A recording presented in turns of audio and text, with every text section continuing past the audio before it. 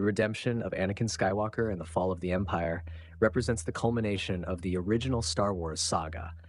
This pivotal moment, however, was not the zenith of Luke Skywalker's power, but rather the inception of a journey that would see him become arguably the most powerful Force user in galactic history. In the decades that followed within the Legends continuity, Luke Skywalker embarked on a path that would transform him, granting him abilities that would dwarf even the immense potential of the Chosen One.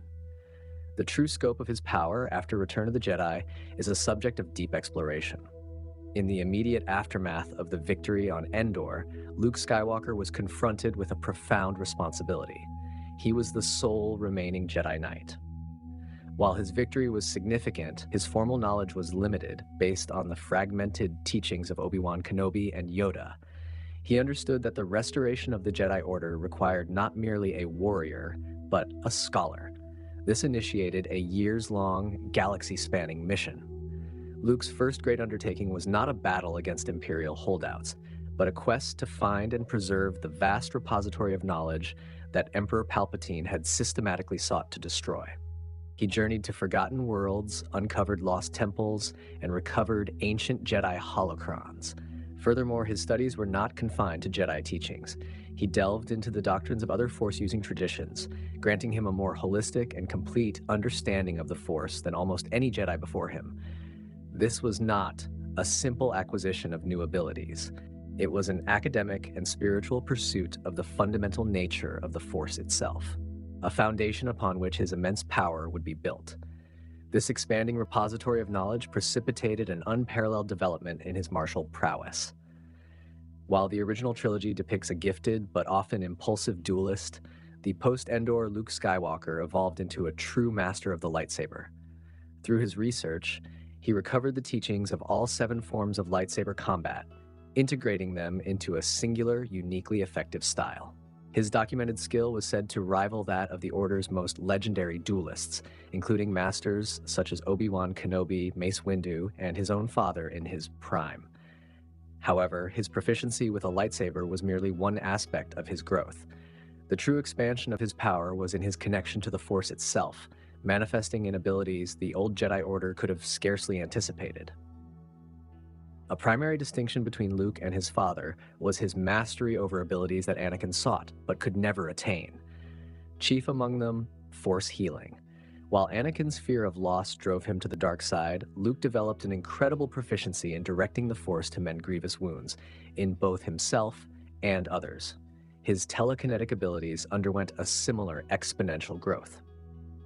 His documented feats from this era are a testament to this development, such as remotely piloting the Millennium Falcon from miles away, operating its complex controls, and firing its turrets with perfect accuracy through the Force alone. His telekinetic range eventually extended for kilometers, and his telepathic reach could span the galaxy. He could manifest illusions with such fidelity that they could deceive not only sentient beings, but also advanced sensor equipment, at one point generating a phantom duplicate of an entire starship fleet. In another instance, he used the Force to conceal a ship 1,800 meters in length, effectively rendering it invisible. His power would soon face its greatest test, as a resurrected enemy forced him to confront the ultimate darkness. Years after the Battle of Endor, the galaxy was shaken by the return of Emperor Palpatine in a new clone body. During this period, in a decision of monumental risk, Luke chose to confront this threat from within, temporarily falling to the dark side to become the Emperor's apprentice. This descent into the abyss, while perilous, afforded him a unique perspective few Jedi ever experience. He directly confronted the nature of the dark side, and with the aid of his sister Leia, not only returned to the light, but emerged with a profound experiential understanding of the Force's balance. This trial forged him into a warrior of immense power. In one notable confrontation, he generated Force barriers sufficient to repel cannon fire from an AT-T walker before crushing the vehicle with a single telekinetic gesture. It was during this period that his abilities began to operate on a scale that could influence cosmic-level events. Having faced his own inner demons and the galaxy's greatest evil, he was prepared for his final role.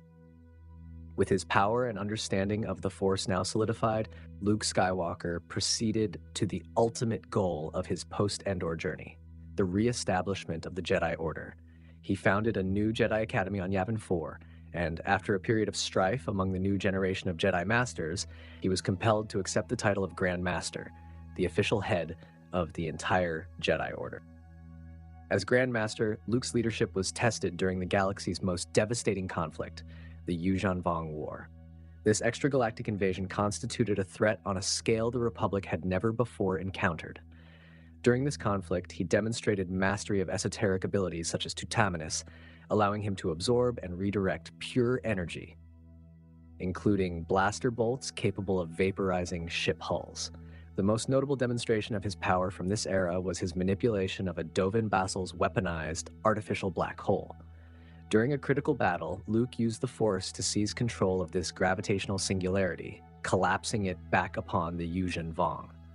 While not a true astrophysical black hole, the telekinetic control of such a phenomenon represents a feat of almost unimaginable precision and power. Despite his immense combat prowess, Luke's ultimate power was not martial, but spiritual in nature.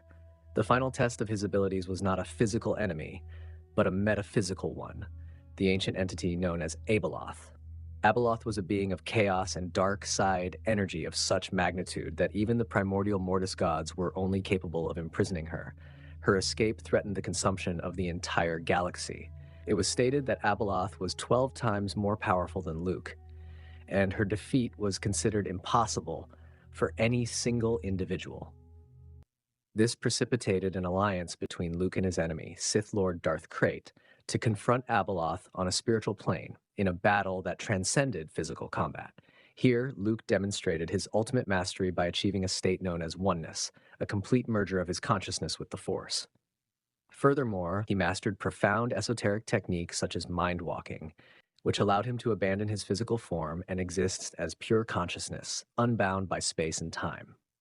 It was through these abilities that his power reached its zenith, operating on a level beyond the conventional dimensions of the universe. The journey from farm boy to Jedi Knight was but the first chapter in the extensive narrative of Luke Skywalker. He evolved from a warrior into a scholar, a master swordsman, and ultimately the Grandmaster of a new Jedi Order. The immense power he came to wield was not an end unto itself, but rather a direct consequence of his unwavering pursuit of knowledge and his profound connection to the light side of the Force. He rebuilt the Jedi Order, defended the galaxy against incomprehensible threats, and achieved a spiritual oneness with the cosmos itself. His victory at Endor was not an endpoint. It was the catalyst for his transformation into the ultimate exemplar of the Jedi ideal.